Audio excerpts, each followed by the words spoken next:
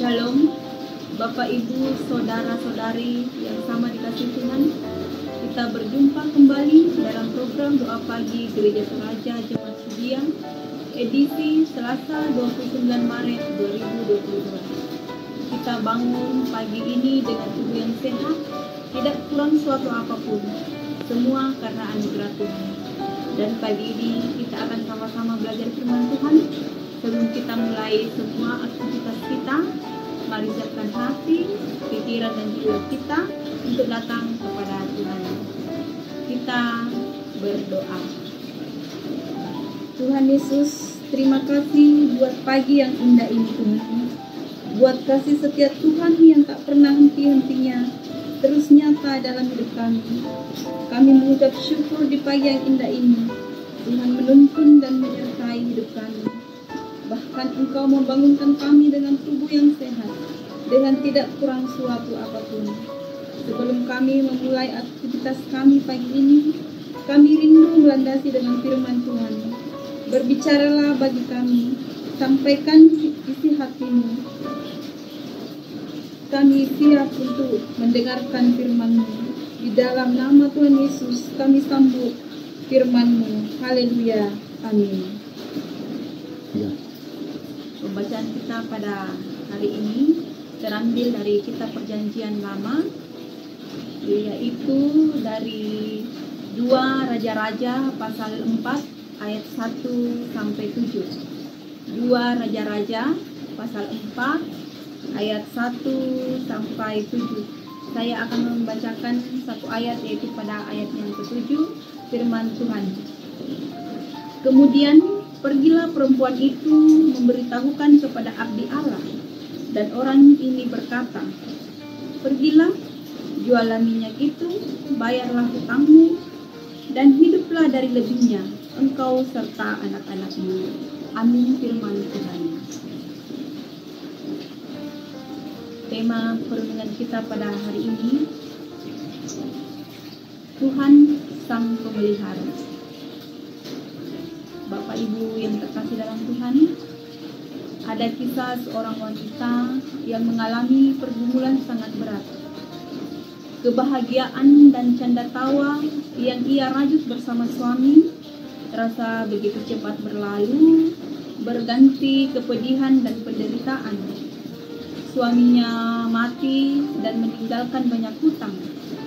Mereka mengalami kesulitan keuangan untuk membayar hutangnya.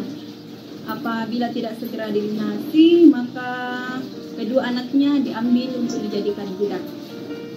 Namun jika kita baca di akhir kisah, yaitu pada ayat 7, janda ini mengalami terobosan baru dalam hidupnya.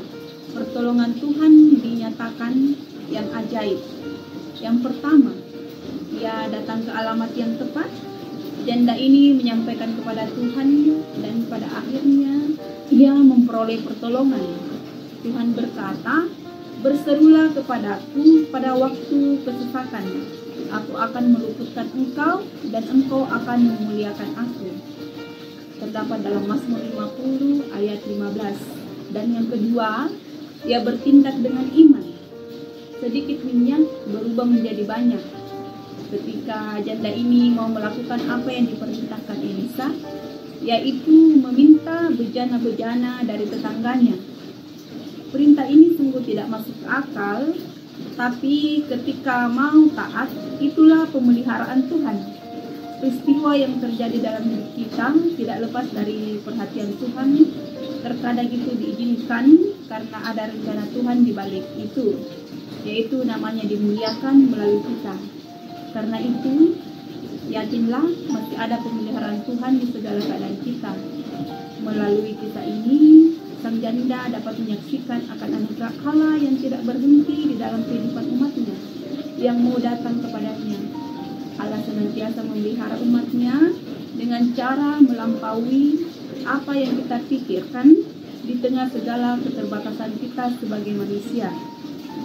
Pertanyaannya, maukah kita percaya dan bersandar pada Allah yang berdaulat penuh? Mari kita sama-sama belajar menyerahkan dan mempercayakan hidup kita kepada Tuhan. saat masa krisis keuangan melanda, banyak hutang di sana sini, biaya anak sekolah belum lunas dibayar, dan kondisi-kondisi keuangan lainnya bisa kita hadapi dengan sukacita, sembari mengerjakan apa yang kita bisa lakukan, karena Ia Allah pencipta semesta dan pemelihara hidup kita. Datanglah kepada Tuhan dalam doa dan permohonan kepadanya. Datanglah kepada Tuhan dalam doa dan permohonan kepadanya. Amin. Mari kita dukung saudara-saudara kita yang ada dalam pergumulan karena sakit penyakit, karena ditinggal orang yang dikasihi, dan orang yang bersuka cita karena pertambahan usia dan ulang tahun pernikahan. Mari kita berdoa. Terima kasih Tuhan, kami percaya ketika Engkau membentuk kami, Engkau yang tahu batas kekuatan kami. Engkau juga tahu apa yang harus kami lakukan dalam hidup kami. Kami percaya Engkau yang mengenal hidup kami lebih dari segala-galanya. Terima kasih buat anugerah-Mu atas kami. Engkau memberikan kami pengertian untuk memahami firman-Mu. Berkati umat-Mu, jemaat-Mu yang bangun pagi hari ini untuk mencari Engkau. Berkati yang bekerja di rumah, di luar kota, yang kuliah, yang sekolah, dimanapun Tuhan yang menyertai dan memberkati. Setiap mereka yang ada masalah dalam pergumulan, berikan kelegaan dalam nama Tuhan Yesus. Yang berduka Engkau hiburkan, yang sakit Engkau jamah, dan yang sembuhkan dalam nama Tuhan Yesus. Yang berulang tahun hari ini Tuhan, Engkau berkati dengan umur panjang di tangan kanan, kekayaan, kehormatan di tangan kirinya. Kami percaya apa yang Tuhan janjikan akan tergenapi. Bapa, terima kasih buat hari yang Tuhan adakan hari ini. Kami terus berdoa Bapa untuk proses pembangunan rumah-Mu. Biarlah jemaat-Mu yang turut mengambil bagian dalamnya Engkau berkati, sehingga pembangunan ini dapat terselesaikan dengan baik dan nama Tuhan dipuji dan dipermuliakan. Kami berdoa buat bangsa kami Indonesia. Tuhan bekerja mendatangkan kebaikan bagi bangsa ini. Keamanan, ketenteraman, damai sejahtera turun bagi seluruh penduduknya. Mari kita berdoa Bapa kami yang ada dalam kerajaan surga, dimuliakanlah nama-Mu, datanglah kerajaan-Mu, jadilah kehendak-Mu di atas bumi seperti dalam surga. Berikanlah kami pada hari ini makanan kami yang secukupnya, dan ampunilah kami akan kesalahan kami, seperti kami juga mengampuni orang yang bersalah kepada kami.